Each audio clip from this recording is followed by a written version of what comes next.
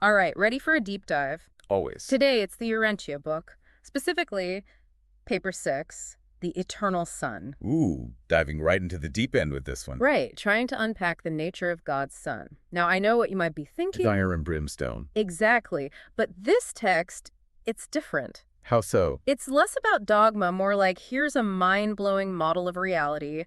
What do you make of it? I like that, inviting us to engage, not just accept blindly. Right. So they start by calling the Eternal Son God's first thought, which, okay, seems simple enough, but then... Curveball. Totally. The book itself says that description is a huge E oversimplification. And the reason why is fascinating. It's basically acknowledging our human brains, stuck in time as they are, can't truly grasp something beyond time. Whoa. So they're admitting even the book can't fully explain this? In a way, yes.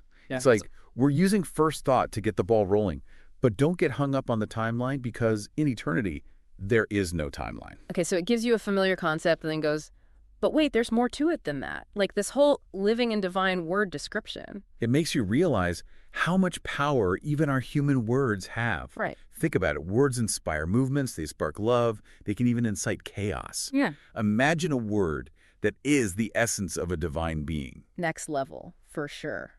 So we're not talking about some hands-off deity here. The text paints a picture of an active force in the universe, specifically its spiritual side. And that's where it veers sharply from typical creation stories. The Eternal Son isn't just a one-time creator, but this ongoing, sustaining force. They even use the phrase, spirit gravity. Spirit gravity. Okay, you're going to have to unpack that one for me. Sounds intense. Think about how the laws of physics govern the material world, right? Yeah. This is like the spiritual equivalent, the underlying force that governs the spiritual universe. So physical universe has gravity. The spiritual universe has this spirit gravity. Precisely. Does that mean us as spiritual beings, we're subject to some kind of cosmic laws too?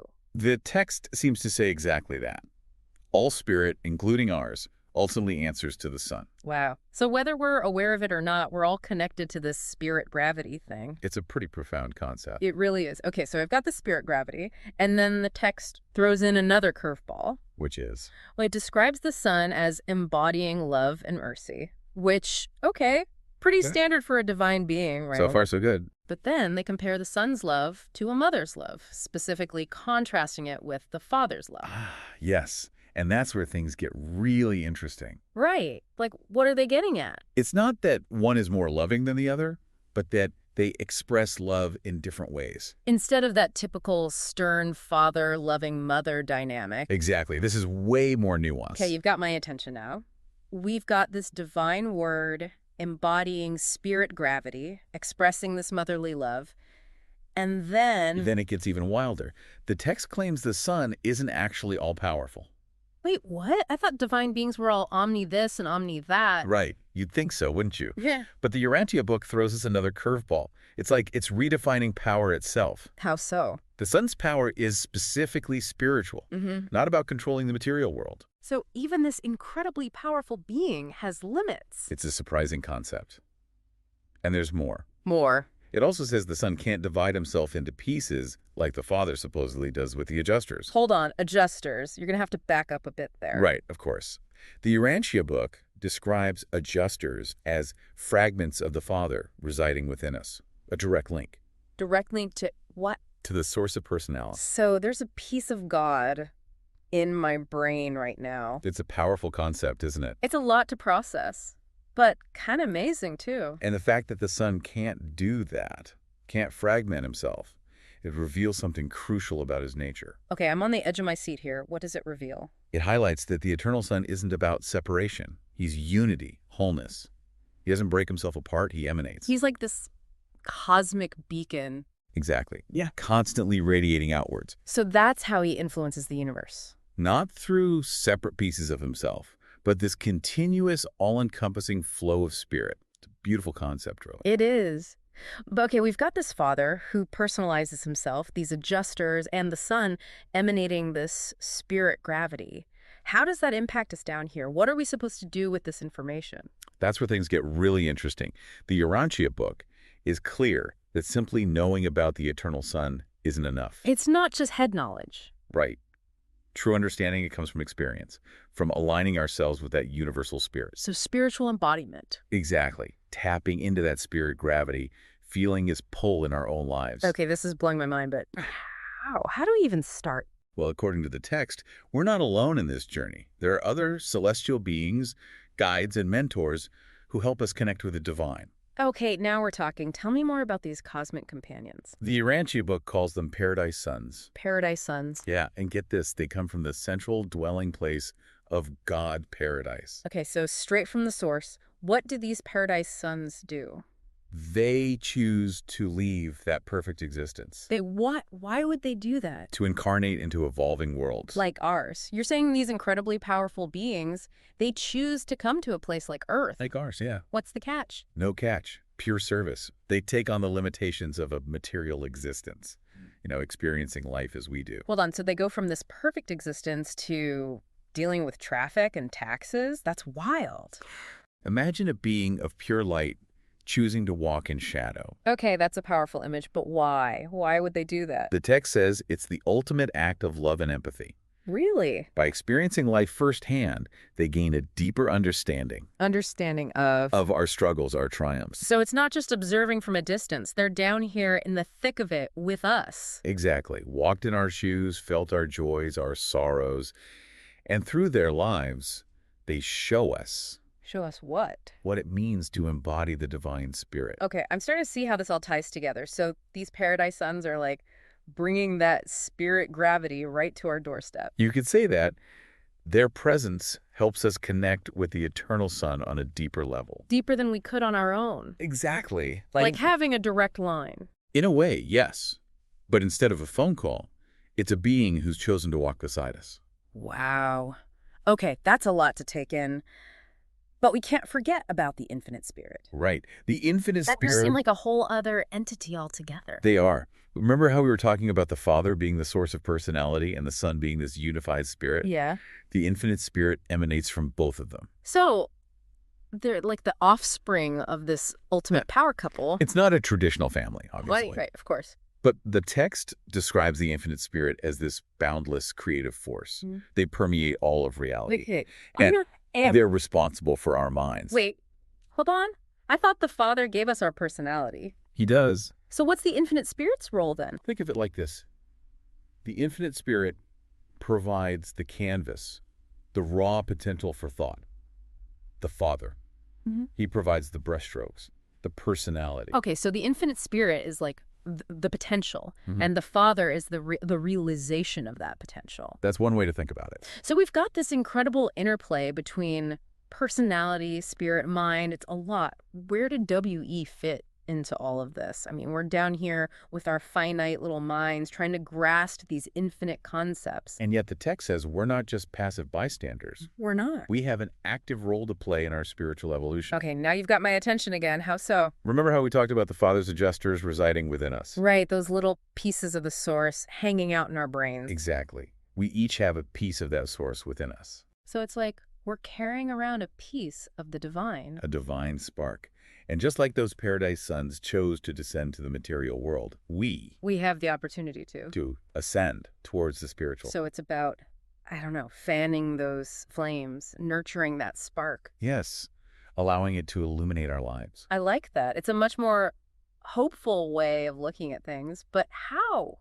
How do we actually do that? How do we connect with the eternal Son in a real, meaningful way? That's where the creations of the infinite spirit come in. Okay, the infinite spirit again, they're like the overachievers of this whole cosmic setup. What do their creations do? They act as our guides, mentors, helping us bridge the gap between the material and the spiritual.